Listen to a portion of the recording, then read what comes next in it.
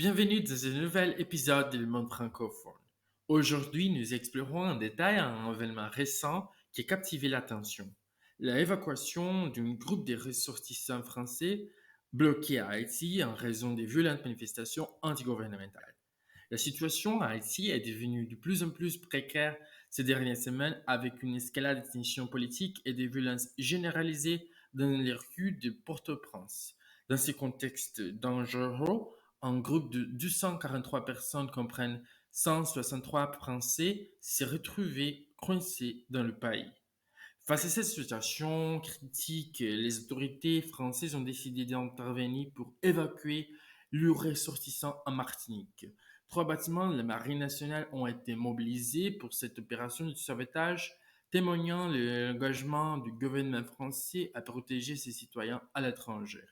Le préfet de la Martinique, Jean-Christophe Bouvier, a confirmé l'arrivée imminente de ces évacués à Fort-de-France. Parmi eux, on compte non seulement des Français, mais également des ressortissants étrangers dont la moitié sont des citoyens des pays de l'Union européenne. Cette évacuation souligne la solidarité européenne dans ces situations d'urgence internationale.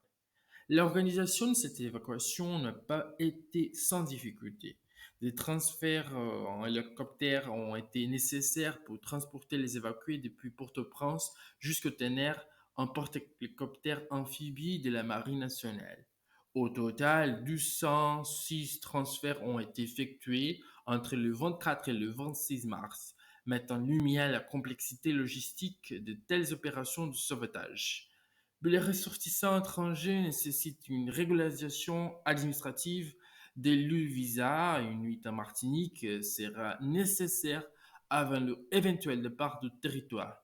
Cette étape supplémentaire souligne les défis bureaucratiques auxquels peuvent être confrontés les évacués dans des situations d'urgence.